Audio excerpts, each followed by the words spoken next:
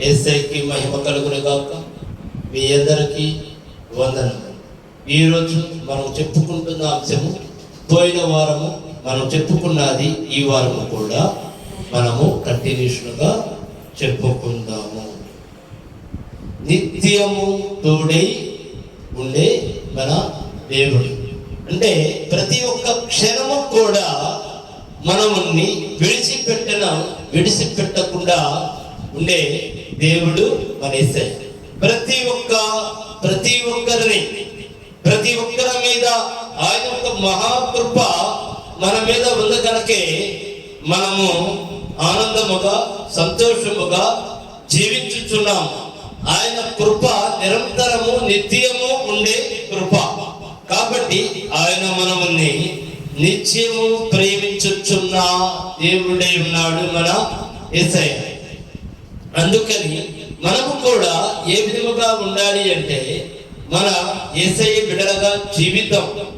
మనము సమయం దొరికినప్పుడల్లా ప్రార్థన చేద్దాం, బలమైన విశ్వాసంతో జీవిద్దాం. యేసయ్య మనల్ని అడిగింది ఒకటి, నీవు నన్ను నమ్మితే నా మహిమని చూస్తావు అని వాగ్దానం ఇచ్చిన దేవుడు. ఎందుకంటే ఆయన వాగ్దానం ఎలాంటిదో తెలుసా? భూమి ఆకాశములు గతించిపోయినను ఆయన వాగ్దానము గతించిపోదు. కాబట్టి మనలో ఉండాల్సింది ఏమిటి అనగా మన బలమైన విశ్వాసం కలిగి ఉండాలి. మన పూర్ణ హృదయాన్ని యేసయ్యకి ఇవ్వాలి. మన ఆలోచన యేసయ్య ఉండాలి. మన చూపు యేసయ్యే ఉండాలి. మనం ఏదైతే అడుగుతామో మన వల్ల కాదు, అది యేసయ్య నెరవేర్చే దేవుడయ్యి ఉన్నాడు కనుక మనం యేసయ్య వైపే ఆశగా ప్రేమగా యేసయ్య వైపు చూడాలి. నా తండ్రి నువ్వు ఇస్తేనే కదా నాకు సర్వము సకలము వచ్చినాయి, నేనంటూ ఏమి చేయలేను కదా దేవా అని మనం ప్రతి ఒక్క దానికి మన ప్రభువారైన యేసుక్రీస్తు వారిని అనుకోవాలి, ఆయన్ని అడగాలి. ఆయన్ని అడిగింది ప్రతిదీ కూడా పొందినట్లుగా మనము చూడాలి. అప్పుడే అన్ని కూడా మన సొంతం యేసు నామములో మన సొంతం అన్నమాట. దయచేసి ప్రతి ఒక్కరు ఇలాగే యేసయ్య పట్ల బలమైన విశ్వాసంతో ఉండమని యేసు నామములో నేను కోరుకొనుచున్నాను. అయితే మనం ఇప్పుడు వాక్య భాగంలోకి వెళ్దాము. 107వ కీర్తన 9వ వచనం దయచేసి చదవండము.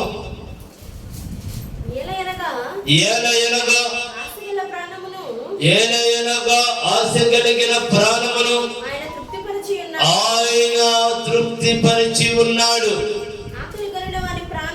ఆకలి కొనివాడు ప్రాణమును మేలుతో నింపి ఉన్నాడు.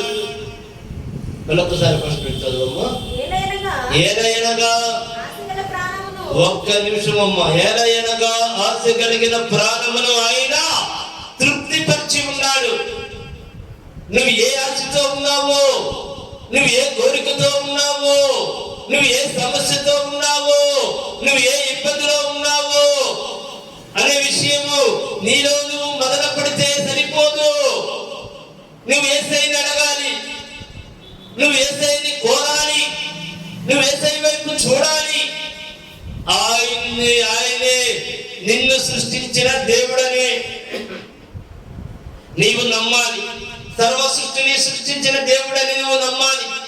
నా దేవుడు గొప్ప దేవుడు, యేసు నామములో సమస్తము సాధ్యమే అని మీరు ఎప్పుడైతే బలమైన విశ్వాసముతో నమ్ముతారో అన్ని కూడా మీ సొంతం. అంటే ఆయన ఏమంటున్నాడు, నీకు ఏది ఆశో చెప్పుదానా? నీకు ఇల్లు కావాలా? చెప్పు, ఇస్తా. నీకు ఉద్యోగం కావాలా? చెప్పు, ఇస్తా. అయితే మరి అడగడం చేతవ్వాలి. నీకు ఆరోగ్యం కావాలా?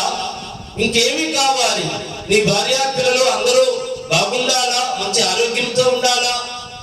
నీకేమి కావాలో నువ్వు నన్ను అడుగు, నేను ఇస్తానికి సిద్ధముగా ఉన్నావని ఈ మాటకి అర్థం. ఆశపడ్డ ప్రాణమని తృప్తిపరిచే దేవుడు. నీకు ఏమి కావాలో నీకు నువ్వుగా సంపాదించుకోలేవు. నాకేమి కావాలో నాకు నేనుగా సంపాదించుకోలేను. అది ఆరోగ్యం అవ్వచ్చు, ఆస్తి అవ్వచ్చు, ఉద్యోగం అవ్వచ్చు, ఏదైనా సరే మనం ఎవరిని అడగాలి? యేసయ్యను మాత్రమే అడగాలి.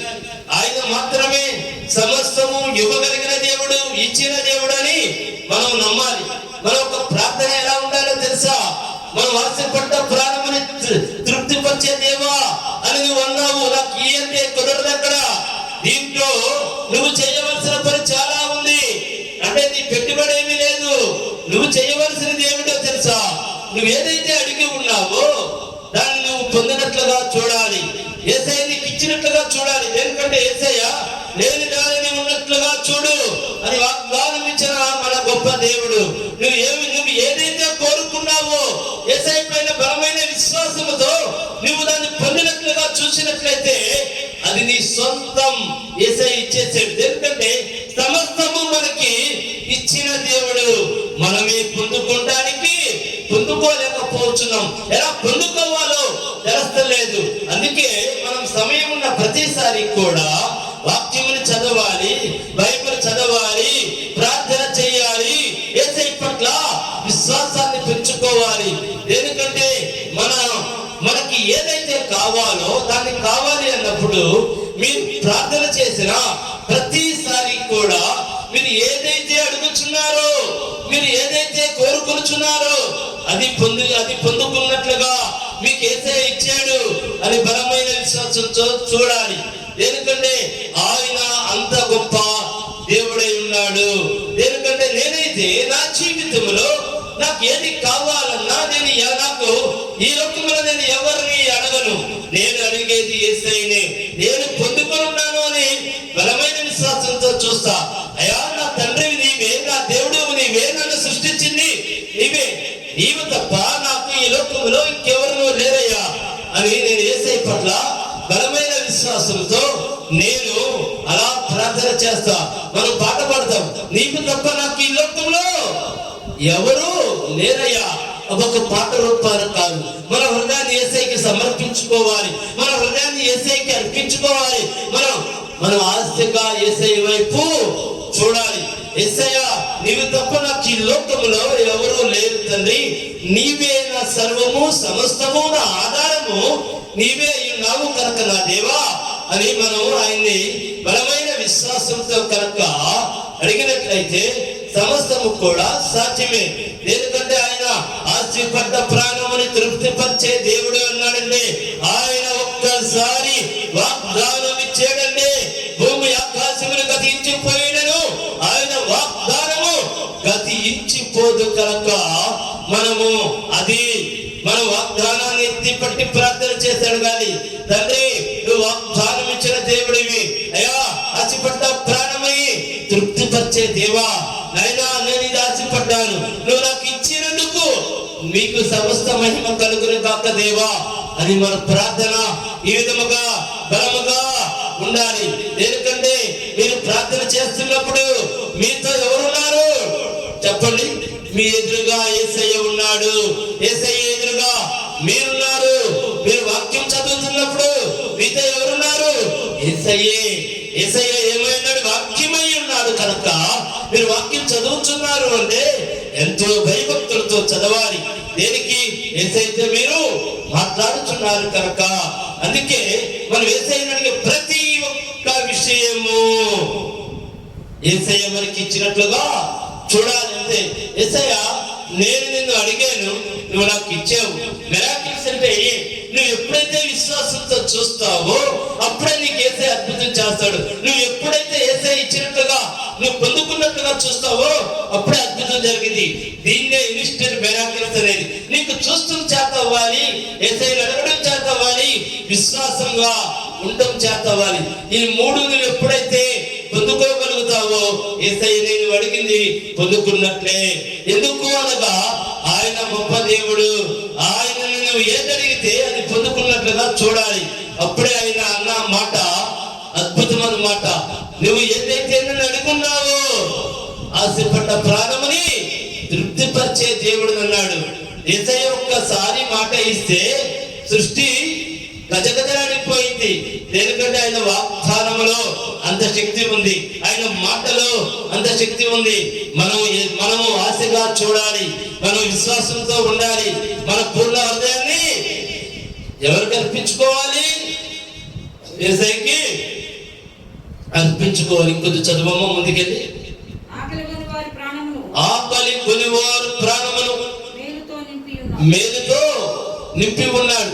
అంటే మనము యేసయ్యని ఏ విధంగా అడగాలి? అయ్యా అంటే ఆకలి కొంటూ ఉంటే ఏమి? నీ సమస్యలు, నీ ఇబ్బందులు, నీ బాధలు ఏమైనా సరే వాటిని మేలుతో నింపి ఉన్నాడు. నువ్వు అడిగేది ఏదైనా సరే. ఎందుకంటే నేను ఎన్నిసార్లు చెప్పినా విశ్వాసం గురించే చెప్తా. విశ్వాసం కనుక మనలో లేకపోతే అతనికి అక్కడ ఏది రూపించబడదు, ఏది సృష్టించబడదు. కాబట్టి మనం ఎంత ప్రార్థన చేసినా, ఎన్నిసార్లు బైబిల్ చదివినా, మనము కన్నీటి ప్రార్థన చేసినా నీకు అక్కడ చికిత్సాల్సింది ఏమిటో తెలుసా? విశ్వాసం. మన విశ్వాస వీరులుగా ఉండాలి. విశ్వాసం లేకుండా పెదాలతో అడిగి, మామూలుగా నేను పెదాలతో అడుగుతానే ఉన్నాను, కొన్ని సంవత్సరాలు ప్రార్థన చేస్తున్నాను, నాకైతే యేసయ్య ఆ కార్యం చేయలేదు అనేవారు చాలా మంది ఉన్నారు. నువ్వు అలా ప్రార్థన చేసుకుంటూ వెళ్ళిపోతే సరిపోదు. నువ్వు ప్రార్థన చేసిన ప్రతిసారి యేసయ్య నీకు ఇచ్చినట్లుగా చూడు. అది విశ్వాసం. అది ఎందుకంటే నువ్వు పొందుకున్నట్లుగా చూడు. యేసయ్య చెప్పాడు ఈ మాట, నీవు నన్ను ఏదైతే అడిగి ఉన్నావో దాన్ని ఎలా చూడమన్నాడు? పొందుకున్నట్లుగా చూడమన్నాడు. నీ సమస్యలు ఏమైనా, నీ కోరికలు ఏమైనా అయితే మంచి కోరికలు అయి ఉండాలి, పిచ్చి పిచ్చి కోరికలు అయి ఉండకూడదు. ఎందుకంటే మనం అడుగుతుంది ఎవరిని?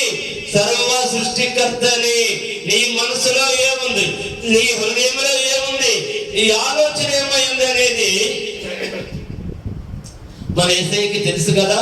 అందుకే మనము ఆయన్ని మన హృదయంలోకి ఆలోచన పుట్టక మునిపే మన యేసయ్యకి తెలుసు. అందుకని ఆయన్ని మనం ఎలా అడగాలి? ఆయన అడిగే ప్రతిదీ కూడా చాలా జాగ్రత్తగా, చాలా భయంతో అడగాలి. ఎందుకంటే మనము ఈ భూలోకంలో చూస్తున్నాము, మనకన్నా ఎవరి దగ్గరికన్నా అధికారుల దగ్గరికి వెళ్తున్నప్పుడు, లేకపోతే మనకన్నా పెద్దవాళ్ళ దగ్గరికి వెళ్తున్నప్పుడు ఎంతో గౌరవంగా వెళ్తాం. అలాంటిది సర్వ సృష్టికర్త అయిన దేవదేవుడి సన్నిధానానికి వెళ్ళేటప్పుడు మన హృదయాన్ని ఎంత పరిశుద్ధపరచుకొని వెళ్ళాలి. ఎందుకంటే ఆయన హృదయ రహస్యములు ఎరిగిన దేవుడు. అంటే నువ్వేనా ఎలాంటి పాపములు చేసుకున్నా ఆయనకు తెలుసు. నువ్వు ఆయన సన్నిధానానికి వెళ్తున్నప్పుడు, అయ్యా ఆ పాపాలన్నీ తీసివేస్తారు, ఇంకెన్నడూ చేయని దేవా అని నువ్వు ఒప్పుకొని ఆయన సన్నిధానానికి వెళ్ళాలి. ఎందుకంటే ఆయన నిన్ను నిరంతరము ప్రేమించుచున్న దేవుడు, ఆయన నిన్ను నిరంతరము ఆదరించుచున్న దేవుడు. ఆయనకి నువ్వు కావాలి. కాబట్టి నీ కొరకు, నా కొరకు, మనందరి కొరకు ఏం చేసిన దేవుడు? తన రక్తాన్ని కార్చిన దేవుడు. ఆయనకి మనందరము కావాలి, ప్రతి బిడ్డ బాగుండాలి. అందుకే ఆయన మనతో నిరంతరము కూడా మనతో ఉండే దేవుడు. ఆయన గొప్ప దేవుడు. నీ ఆలోచనలో ఎలాంటి చెడ్డ ఆలోచనలు వస్తున్నాయి అనుకో, ఈ ఆలోచన నాది కాదు యేసయ్యా, ఈ చెడ్డ తలంపుని నాలోకి రాకుండా చేయ్యా. అయ్యా ఈ ఆలోచన నాకు దూరం అయిపోవాలయ్యా, అయ్యా నేను నీ బిడ్డగా జీవించాలయ్యా అయినా అని మీరు ప్రార్థన చేయండి. ఎందుకంటే ఈ లోకంలో ప్రార్థనతో దేనినైనా జయించగలుగుతాము. ఇది నిజమైన మాట. మీరు ఒకసారి బలమైన విశ్వాసంతో ప్రార్థన చేసి చూడండి. జీవితంలో మనం జీవించి ఉన్నంత వరకు మనకన్ని విజయాలు కావాలా? మీరు విశ్వాసమైన ప్రార్థన చేయండి. ఎందుకంటే మీరు యేసయ్యని ఏది అడిగినా దానిని పొందుకున్నట్లుగా చూడమని నేను యేసు నామములో చెప్పుచున్నా. చదవము. ఆయన గొప్ప దేవుడై ఉన్నాడు కనుక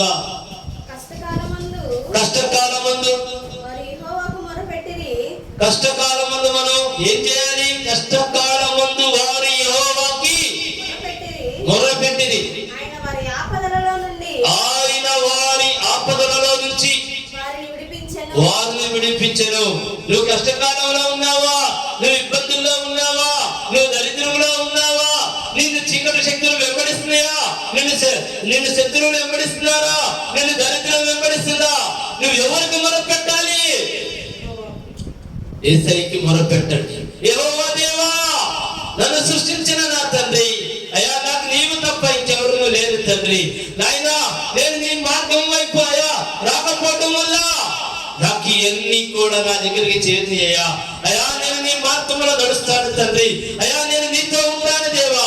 అయ్యా నీవు నా చేయి పట్టుకొని నడిపించు తండ్రి అని మనం కనుక అన్నిటి ప్రార్థన బలమైన విశ్వాసంతో కనుక చేసినట్లయితే ఏవి కూడా నీ దగ్గర ఉండవు.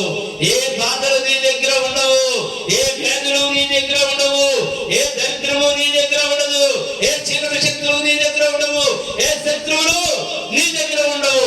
అయితే నువ్వు నోరు తెలిసి అడగాలి. ఎలా అడగాలి?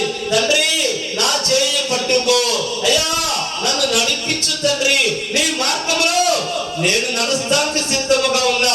నాయనా మైనపడ్డ నా జీవితముని నీ రక్తంతో కడుగయ్యా.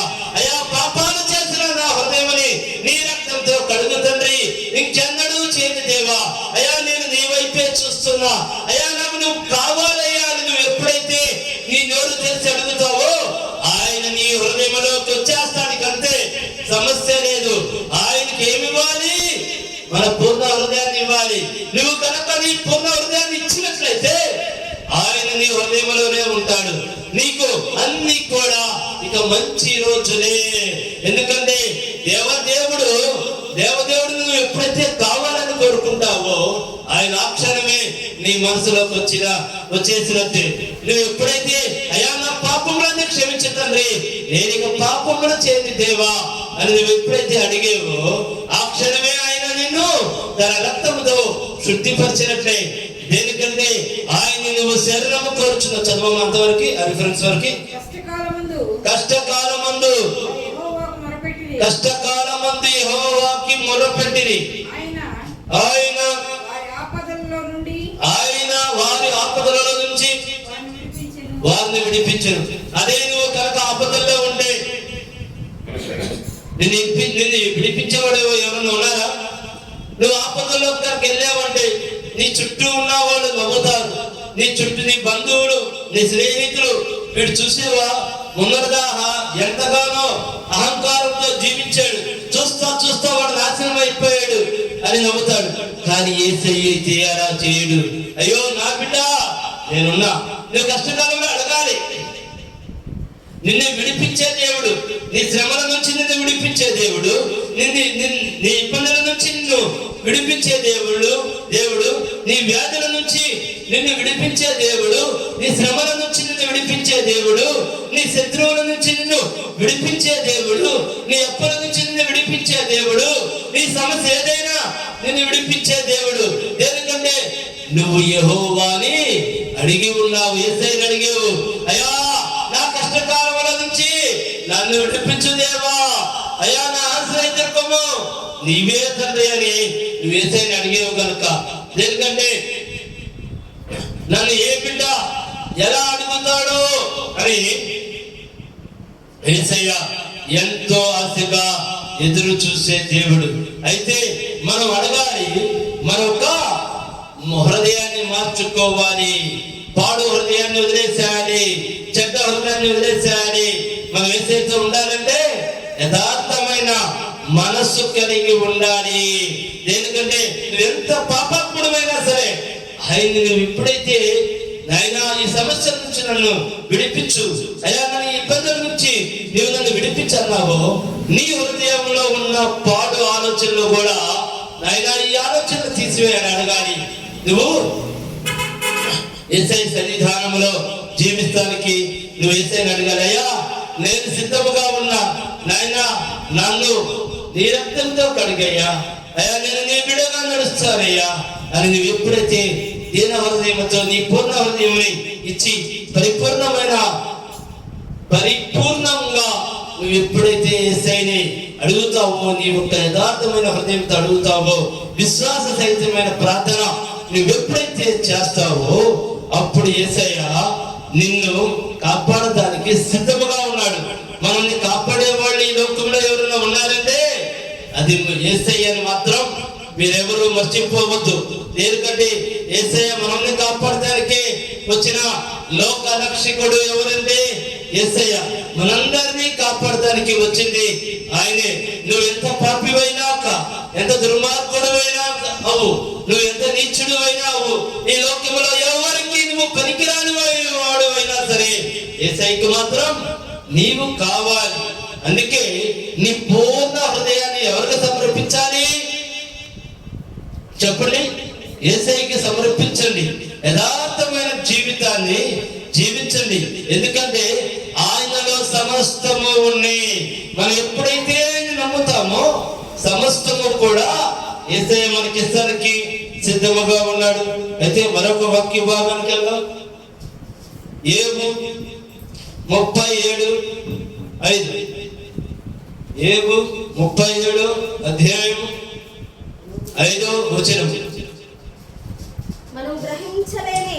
మనము గ్రహించలేని గొప్ప కార్యములు ఆయన చేయును. ఏమంటున్నాడు ఇక్కడ?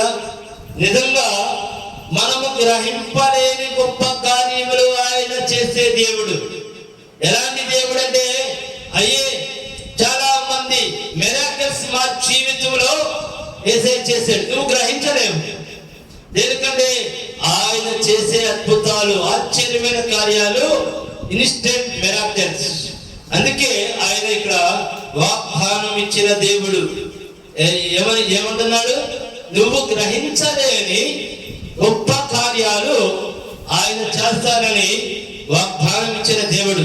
ఎందుకంటే నా జీవితంలో ఆయన నాకు ఏది చేసినా మిరాకిల్స్, ఇన్స్టెంట్ మిరాకిల్స్. నేను దేని గురించి ప్లాన్ చేసుకోను, నేను దేని గురించి స్కెచ్ చేసుకోను. ఇది చేద్దాం, లేకపోతే ఇది ఇలా చేద్దామని. అప్పటికప్పుడు నాకు నా దేవుడు నాకు ఏది కావాలన్నా సరే నాకు ఆన్ స్పాట్ లో ఇచ్చేస్తాడు. దాన్నే ఇన్స్టెంట్ మిరాకిల్స్. ఎందుకంటే అది నా జీవితంలో నాకు యేసయ్య నాకు ఏదైతే లేదో నేను యేసయ్యని అడుగుతా. ఎలా అడుగుతానో తెలుసా? బలమైన విశ్వాసంతో అడుగుతా. నేను అడిగి ఏది మర్చిపోను. నేను అడిగింది ఏదైనా కావచ్చు. నేను కారు అడిగితే కారు ఇచ్చాడు. నేను ఏది అడిగినా నాకు యేసయ్య అది ఇచ్చాడు. ఇచ్చినందుకు యేసయ్యకి మహిమ కలుగును గాక. అంటే నేను అడిగేది ఏదైనా సరే ఎలా ఉంటుందో తెలుసా? నేను అడిగిన ప్రతిసారి కూడా యేసయ్య నాకు ఇచ్చాడు, నేను దాన్ని పొందాను. నాకు ఇల్లు కావాలి తండ్రి అని అడిగాను. ఈ అద్భుతమైన రీతిలో అపార్ట్మెంట్, ఒక ఫ్లాట్ ఇచ్చాడు. ఎందుకంటే ఇవన్నీ ఎందుకు చెప్తున్నారంటే, ఆయన నువ్వు ఏదైతే అడుగుతావో, బలమైన విశ్వాసంతో నువ్వు ఏదైతే అడుగుతావో అది ఆయన తప్పనిసరిగా ఇస్తాడు. నాకు ఇచ్చిన దేవుడు నీకు ఇస్తాడు. బలమైన విశ్వాసంతో నువ్వు బలముగా ఏదైనా అడిగింది సమస్తము కూడా పొందుకోమని నేను చెప్పుచున్నాను. ఎందుకంటే ఆయన పక్షపాతి కాదు, అందరూ ఆయనకి సమానులే. ఎందుకంటే ఈ లోకంలో పక్షపాతం ఉందేమో, ఈ లోకంలో ఉన్నవాడు లేనివాడునే భేదాలున్నాయి. కానీ ఆయనకి సమస్తము సమానులే. కారణం ఏమిటో తెలుసా? మనందరం కూడా ఆయన బిడ్డలమై ఉన్నాము కనుక. నీకు అందుకే నేను చెప్పేది, మనం వేసేయగలిగే ప్రతిదీ ఏదైనా సరే బలమైన విశ్వాసంతో, అస్సలకి విశ్వాసాన్ని కోల్పోవద్దు. ఎందుకంటే మన విశ్వాసం వీరులాగా కనుక ఉంటే అన్ని అద్భుతాలు మన సొంతం. ఎందుకంటే నువ్వు దేన్నైతే అడిగి ఉన్నావో యేసయ్య మనకు అది ఇచ్చాడు. అంతే. నేను అట్లాగే అడుగుతా. నేను ప్రార్థన చేసేటప్పుడు నేను ఏదైతే అడుగుతున్నానో నాకు యేసయ్య అది ఇచ్చాడు. అంతే. నేను బలమైన విశ్వాసంతో నేను ఎన్నిసార్లు ప్రార్థన చేసినా నాకు అది యేసయ్య ఇచ్చినట్లుగానే చూస్తా. ఎందుకంటే మనం ఆయన్ని అలాగే మనం కనుక చూసినట్లయితే మనకి యేసయ్య నువ్వు ఏదైతే అడుగున్నావో అది తప్పనిసరిగా మనకి ఇచ్చిన దేవుడు, ఇచ్చే దేవుడు కూడా కాదు, మనకి ఇచ్చేడు. ఇక అంతే. చాలా మంది ఏమని అడుగుతారంటే, యేసయ్యని ప్రార్థన చేస్తానే ఉంటారు, కొన్ని సంవత్సరాల పాటు ప్రార్థన చేస్తానే ఉంటారు, కానీ వాళ్ళకి ఫలితం రాదు. కారణం ఏంటో తెలుసా? ఇసిగిపోతారు. ఏమని? అయ్యా నేను చాలా నుంచి ప్రార్థన చేస్తున్నా, కానీ నా ప్రార్థన అయితే ఆలకిస్తలేదయ్యా అని అంటూ ఉంటారు. ఈ ప్రార్థన కాదు, ప్రతి నీ నాలుక నుంచి, ఈ సృష్టిలో ప్రతి నాలుక నుంచి పలికే ప్రతి మాట యేసయ్య ఆలకించుచున్నాడు. అయితే మీరు పలికే ప్రతి మాట విశ్వాస సహితమైనది కాదు, అల్ప విశ్వాస సహితమైన ప్రార్థన మీరు చేస్తున్నారు. దేనికంటే ఎలా చేస్తున్నారు మీరు ప్రార్థన? మీకు ఇల్లు కావాలి, ఇల్లు లేదు. యేసయ్యా నాకు ఇల్లు ఇయ్యయ్యా, అయ్యా నాకు ఇల్లు ఇయ్యయ్యా అని నువ్వు కన్నీటి ప్రార్థన చేసినా అది నీకు వెళ్ళదు. దేనికి? అది అల్ప విశ్వాస సహితమైన ప్రార్థన. నీ విశ్వాస సహితమైన ప్రార్థన ఎలా ఉంటుందో తెలుసా? యేసయ్యా నువ్వు నాకు ఇల్లు ఇచ్చినందుకు తండ్రి మీకు సమస్త మహిమ కలుగును గాక. అంటే ఆయన ఇవ్వక ముందే నువ్వు ఇచ్చినట్లుగా చూసే చూడు, అది బలమైన విశ్వాసము.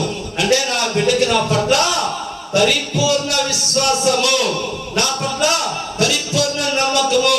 నా బిడ్డ నన్ను నమ్మి ప్రార్థన చేస్తున్నాడు కనుక నేను నా బిడ్డకి అది ఇచ్చేది కదా. అంటే మనము పొందుకోవాలంటే మన ప్రార్థన ఈ విధముగా ఉండాలి. అది ఏదైనా సరే. చాలా మంది ఉద్యోగాలు రావు, ఉద్యోగాల కోసం పాపం ఎంతో చదువుకొని ఉంటారు. చదువుకుండా ఏమని ప్రార్థన చేస్తారు? యేసయ్యా అయ్యా నేను ఇంత చదువుకున్నానయ్యా, అయ్యా నాకు ఉద్యోగం ఇయ్యయ్యా, యేసయ్యా నా కష్టాలు చూడయ్యా, అయ్యా నాకు ఉద్యోగం ఇయ్యయ్యా. ఎలా వచ్చింది? ఇప్పుడు ఎట్లా వచ్చింది? నువ్వు ఏ విధముగా నీకు వస్తుంది? నువ్వు అడిగే దాంట్లో అక్కడ విశ్వాసం లేదు. ఇయ్యయ్యా అంటే నువ్వు పొందుకోలేవు, అడిగే దగ్గర మాత్రమే ఉంటావు. నువ్వు పొందుకోవాలంటే నువ్వు ఏ ఉద్యోగం అయితే కోరుకున్నావో, నువ్వు ఏ ఆఫీసర్ ర్యాంక్ అయితే కోరుకున్నావో, నీకు ఏదైతే కావాలో నువ్వు ప్రార్థన చేసేటప్పుడు ఆ ఉద్యోగం నీకు ఏసే ఇచ్చినట్లుగా, ఆ సీట్లో నువ్వు కూర్చున్నట్లుగా నువ్వు ఇలా విశ్వాస సహితమైన ప్రార్థన చేయాలి. ఇలా చేస్తే అద్భుతాలన్నీ కూడా యేసయ్య మనకిస్తానికి ఆయన ఉన్నాడు. అంటే నా బిడ్డ నా పట్ల బలమైన విశ్వాసంతో ఉన్నాడు కనుక నేనేం చేయాలి? నా బిడ్డని ఆశపడ్డ ప్రాణమని చెప్పండి తృప్తిపరచాలి. మనం ఆశపడి అలా అడుగుచున్నాం. బలమైన విశ్వాసంతో మనం యేసయ్యని అడుగుచున్నాము కనుక ఆయన మన ప్రతి ఒక్క ఆశపడ్డ ప్రాణమని తృప్తిపరిచే దేవుడు. అందుకే మీకు సమయం ఉన్నా ప్రతిసారి మీరు యేసయ్యని స్తుతించండి, యేసయ్యని మహిమపరచండి, యేసయ్యని ఘనపరచండి. ఆయనే మన బలం, ఆయనే మన బలమై ఉన్నాడు, ఆయనే మన శక్తి అయి ఉన్నాడు. మీరు ఖాళీగా ఎక్కడైనా కూర్చున్నారా? పర్వాలా, మీరు ఎట్లయినా సరే సమయం ఉన్న ప్రతిసారి కూడా యేసయ్యతో గడపండి, యేసయ్యని స్తుతించండి. స్తుతి స్తుతి స్తుతి. యేసయ్య మీకు మహిమ కలుగును గాక. నిరంతరం కూడా మనము ఆయన్ని ఎంతసేపు కూడా ఆరాధించే బిడ్డలుగా మనము ఉండాలి. దయచేసి ఈ వారము కూడా సమయము సరిపోకపోవడం వల్ల ఇంతటితో ముగిస్తున్నాను. రేపు వారము మళ్ళీ మనము ఇదే వాక్యముని చెప్పుకుందాము.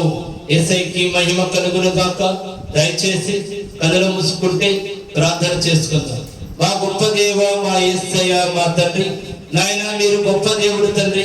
అయా మా కోసం మీ రక్తము కార్చిన దేవుడు తండ్రి. మేము యథార్థముగా తండ్రి అయా మా పూర్ణ హృదయం తండ్రి మీకు సమర్పించుకుని చేవా నాయన విశ్వాసంలో బలపడేటట్లుగా మమ్మల్ని చేయమని అడుగుచున్నా.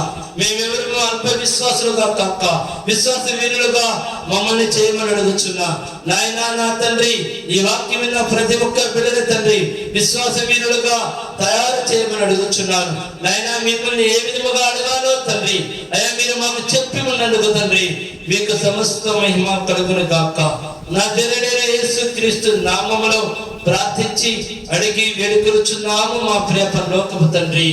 ఆమేన్, ఆమేన్, ఆమేన్.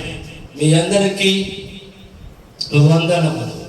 మా అడ్రస్ మదర్ తెరీసా వీధి, ఐతా నగర్, తెనాలి, గుంటూరు జిల్లా.